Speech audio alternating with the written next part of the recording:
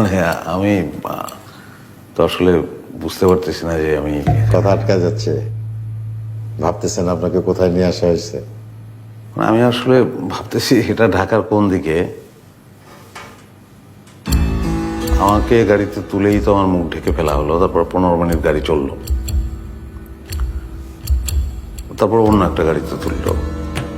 অন্য গাড়িতে যখন তুললো তখন আমি একটা ট্রেনের সাউন্ড পেলাম। তো কোতোয়ালি থেকে 15 মিনিট দূরত্বে রেল ক্রসিং আছে খিলগাঁওয়ে, ওখান থেকে ইউটার্ন করলো। ইউটার্ন করে তারপরে গাড়ি 40 মিনিট চললো। আমি বুঝতে পারলাম যে এটা একটা ফ্লাইওভার। কোথাও থামলো না, আটকালো না, মানে জ্যাম ছিল না। তখন মনে হলো যে ফ্লাইওভারটা দক্ষিণ দিকের কোনো ফ্লাইওভারই হবে।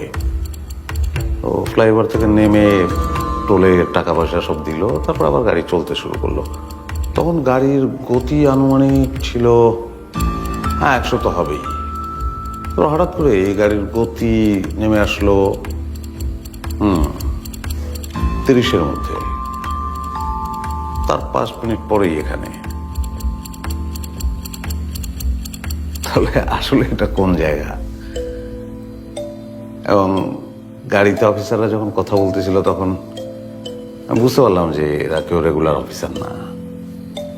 তাহলে তারা কারা? আমি দিন মোহাম্মদ বাবর। আমি আবুল হায়াত।